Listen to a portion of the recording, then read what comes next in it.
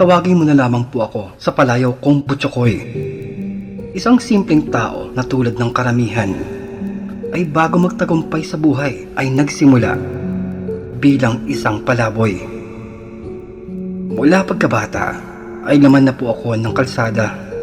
Hindi napipirme sa kabahayan kahit matapos ang pag-aaral sa eskwela dahil madalas kong alalayan ang aking ina para sa paglalako ng kanyang paninda.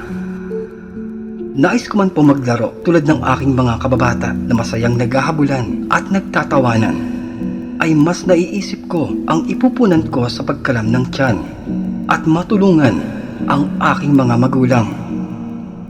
Opo, noong kabataan ko kasi ay napakalakas kong kumain at minulat ako ng aking magulang na kung nais kong kumain ng labis ay matuto akong magtimpok at magtiis. Kung kaya tuwing hapon, kahit naluluha ako sa sobrang inggit, ay talagang mas pinipili ko na lamang ang pumikit at maging bingi sa tuwing sila ay aking nakikitang masaya habang matunog na tumatawa tuwing sila ay aking madadaanan. Habang ako ay imbes na magsaya, heto at abalang nagtitinda. Nang biglang, Naku! Aboy! Ang mga paninda ko! sapagkat nang dahil nga sa aking pagkakapikit ay hindi ko namalayan ang isang matanda at ito ay aking nabangga. Nagmamadali kong pinulot ang mga nagkalat kong paninda sa kamabilis na ibinabalik sa hawak kong bilao. Naku! Lagot ako nito! Ang mga pastillas ni inay! Ang mga bukayo! Naku po! Ang mga puto seko! Naku! Nadurog! Paktay ako nito kay inay! Naku po! Ika ko po noon, habang nangingilig pa ang aking luha dahil tiyak malalagot ako nito panigurado pagka-uwi.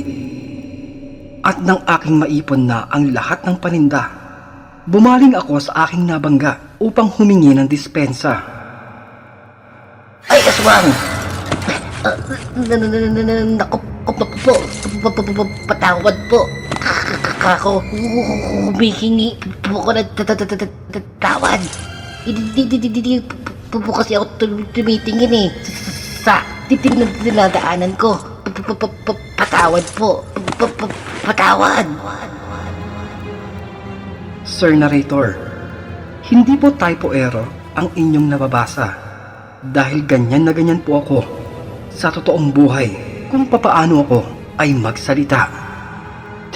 Diyos niyo, parang mahirap yung kwentong to ah. Hindi bale, kayanin na natin to. Balik tayo sa kwento. Nanlaki ang aking mga mata sapagkat nasa lahat ba naman ng aking makakabangga ay ang kinatatakutan, laman ng bawat usapang kababalaghan na siyang kinikilalang aswang, ang aking nabanggang matanda. Paktay! Nandilisik ang mga mata nito habang nakatitig sa akin, walang kakurap-kurap, at kitang-kita ko pa ang pagkislot ng mata nito. Dahil sa labis na galit, bumilis ang pagkabog ng aking dibdib, naghahabol ng aking hininga. Dahil heto sa aking harapan ang nakakatakot na matanda. Hinagod ako ng kanyang nakakapangilabot na pagtingin mula ulo hanggang paa. Saka muli itong bumalik sa matalas na pagkakatitig sa aking naiiyak na muka. Dama ko ang paninindig, ang pagtataasan ng aking mga balahibo, habang ito ay dahan-dahang lumalapit at yumuyuko. At sa labis na desperasyon ng pagkakataon ay wala sa aking sariling, dinampot ko ang aking paninda at buong lakas loob na sinabing, Pili po kayo. Durog na puto seko. Pulburon? Pulburon po. 3-5 piso. Pili po kayo. Ika ko, habang nakapikit ang isang mata at iniaabot ang aking paninda sa may nandilisik na matanda. Na dito ay dahan-dahan itong bumawi at tinitigan ang aking nanginginig na palad. Ang pulburon, ang nadurog na puto seko. At muli itong biglang tumingin. Ay, Diyos ko po. Wag po. Huwag mo po akong kainin. Ito po. Kunin niyo na po. Libre na po ito. Patawarin niyo na lamang po ako dahil di ako tumitingin sa aking dinadaanan. Patawad po. Patawad. Ika ko, habang muli akong napapikit sa labis na takot. Panginoong Maria, napupuno ka ng grasya. Ang Panginoon Diyos ay sumasa sa iyo. Bukod kang pinagpahalan sa babaeng lahat, pinagpahalan naman ang iyong anak na si Jesus. Santa Maria, ina ng Diyos, ipanalangin niyo po kaming makasalanan. Ang iyong... Ngunit, bigla akong napadilat dahil naririnig ko ang malalakas na pagtawa sa aking paligid. Mga halakhakan at pantutuyan ng mga bata dahil sa aking nakakatawang itsura. Ay! Butsukoy na bulol! Anong ginagawa mo? Pati puno, binibentahan mo. Nababaliw ka na ba? Ika ng mga kababata kong walang tigil sa kanilang pagtawa. Dahil naabutan pala nila ako sa postura kong nakapikit at nakataas pa ang aking kamay. Ay! Butsukoy na bulol! Balitaan mo kami ha, pag bumili na sa'yo yung puno ng mangga. Ay, Putsukoy, sino ba kausap mo dyan? Ano ba ginagawa mo? Ganyan ang epekto ng batang puro mantika at toyo lang ang ulam sa bahay. Kaya pati puno, pinagbebentahan. Hoy, wag ka naman ganyan, Budong. Masipag lang talaga si Putsukoy. Tsaka, hoy, saan ka pupunta? Sandali lamang, Putsukoy. Teka! Kumaripas na ako ng pagtakbo at iniwanan na ang aking mga kababata sa labis na hiya. Ngunit, sa kabila ng aking sinapit ay malalim akong napaisip. Saan nagpunta ang aking nabanggang matanda? Habang minamasdan ang aking bukas na palad, pati na ang hawak kanina na ngayon ay wala na.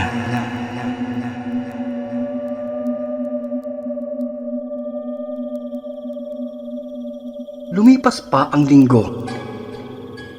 Tipikal na pagkakataon. Heto muli ako, pinupunasan ang aking pawis habang naglalako. At ang hapon ay tumako. Binibilang ko ang aking nabenta sa pagtitinda ng ice candy.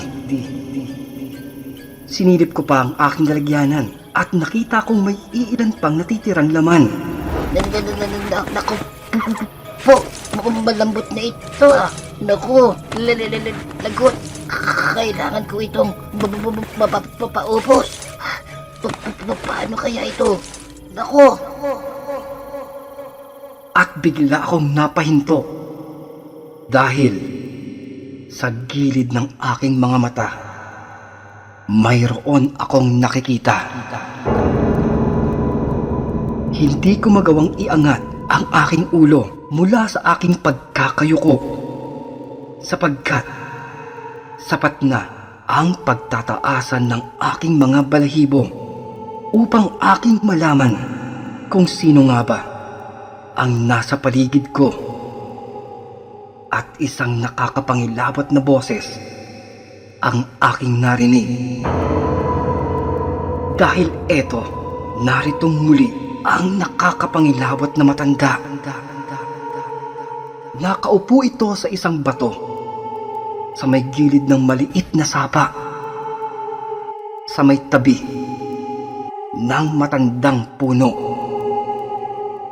Di ko napigilang mapalunok sapagkat doon sa kanyang kinauupuan ay doon din mismo ako ay dadaan.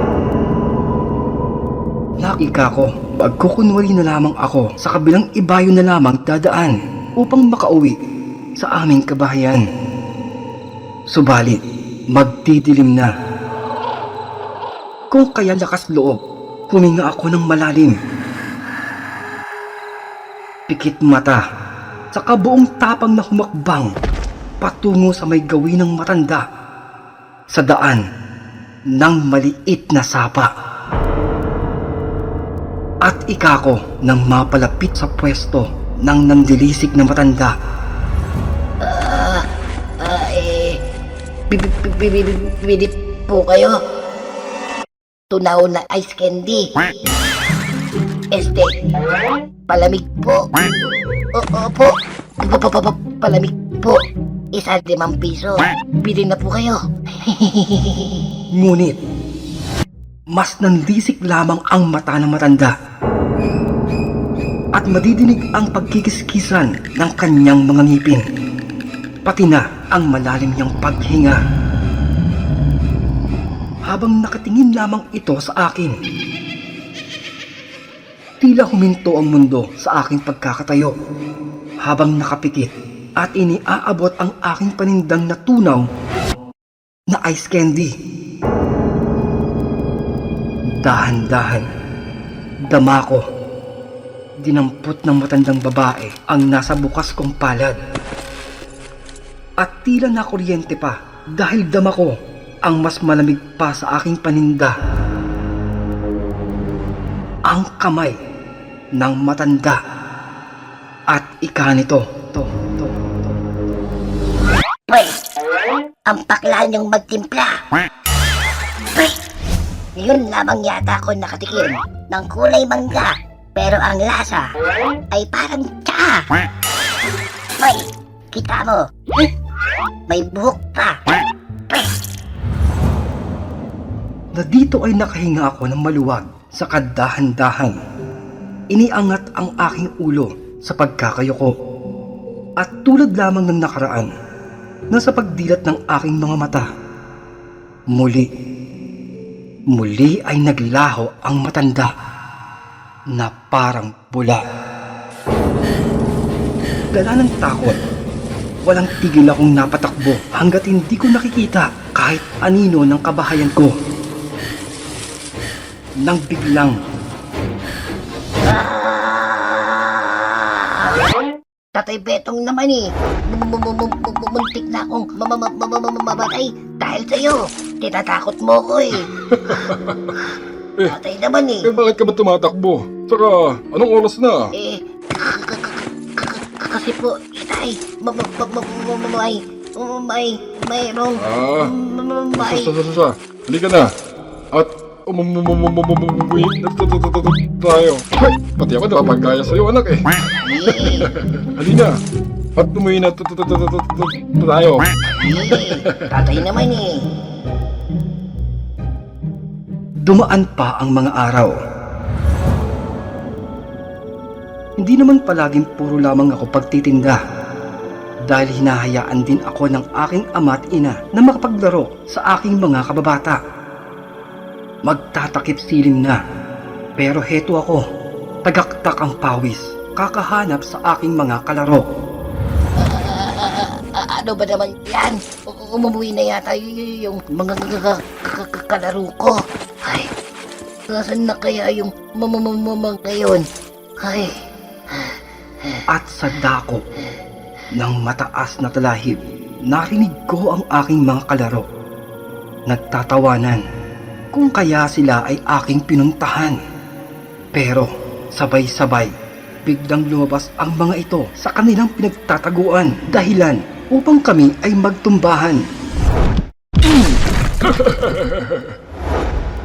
Mga kasama, hawakan niyo si Butchokoy para makatakbo ako. Aray ko, aray. Ang daya mo talaga. Butong, palibasa, mabagal kang tamakbo. Aray ko. Eh anong pake mo? Diyan ka lang Butchokoy. Butchokoy na bulol. Aray ko! Huwag kang alis! Ngunit, sabay-sabay kaming natigilan, nagkakatinginan, dahil sa may madilim na sulok ng kawayanan ay nakasilip ang nakangiti, nanlilisik ang mga mata ng nakakapangilabot na matanda, tumatawa.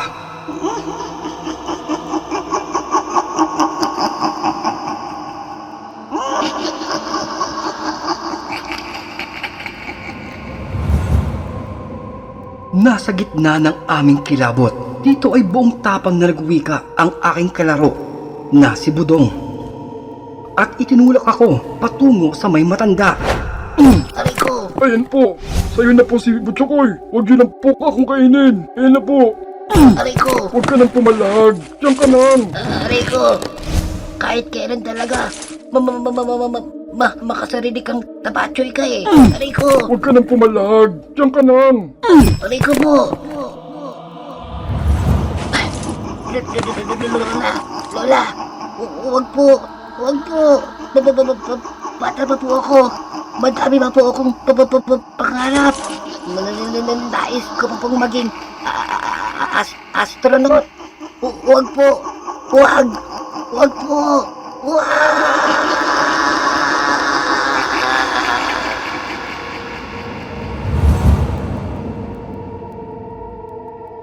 At wala na akong narinig pa, kundi ang malakas na paghihiyawan, iyakan ng aking mga kababata, habang nakapikit, na tila ipinaubaya na lamang sa Diyos ang lahat. Paalam mundong malupit. Paalam mundong mapanglait. Paalam aking mahal na ama. Paalam aking mahal na. Ay, panty ni nanay. Nanay. Buti narito po kayo. Anak, bakit umiyak? Kanina pa kita hinahanap. Narito ka lamang pala. Kasi po eh. Kasi. Tama na. Tahan na, anak. Umuwi na tayo. Halika, bangon dyan. Halika na, dali. Na yun pala ay matagal na akong iniwan ng aking mga kalaro. Kanina pa, habang ako ay walang laban, na nakayuko, nakapikit sa gitna ng mga talahiban. Dito ay isang mahalagang aral ang aking natutunan, na maging matapang sa bawat sandali ng buhay, na wala akong ibang aasahan, kundi sarili lamang, at ang ibang tao ay mas uunahing mailigtas ang kanilang sarili sa gitna ng kapahamakan. Lumipas ang mga araw. Balik muli sa dati. Inuubos ang aking oras sa pagtitinda at pagka-uwi ay tatapusin ang aking mga takdang aralin. Ngunit isang dapit hapon, muli kong nakita ang matandang babae. Dito ay buong tapang kong inihakbang ang aking paa, na anuman ang mangyari ay hindi na ako mauutal at matatakot kailanman. Pero laking pagtataka, habang papalapit na ako ng papalapit doon sa may matanda, ay wala akong nababakas na takot o anumang pagbabanta. Lalo pa, nang ako ay mapalapit, ay mas maliwalas pa ang muka ng naturang matanda. Kung kaya ay inalok ko ito ng aking munting paninda. Nasa pagkakataong ito ay malumanay niya akong kinausap. At ika nito, siya daw sa akin ay labis na natutuwa dahil napakahusay kong bata. At sa aking paglaki ay panigurado daw ako'y magiging matagumpay sa paghahawak ng negosyo at kwarta. Minasdan kong maigi ang matanda habang marahan itong kumakain ng paninda kong kakanin.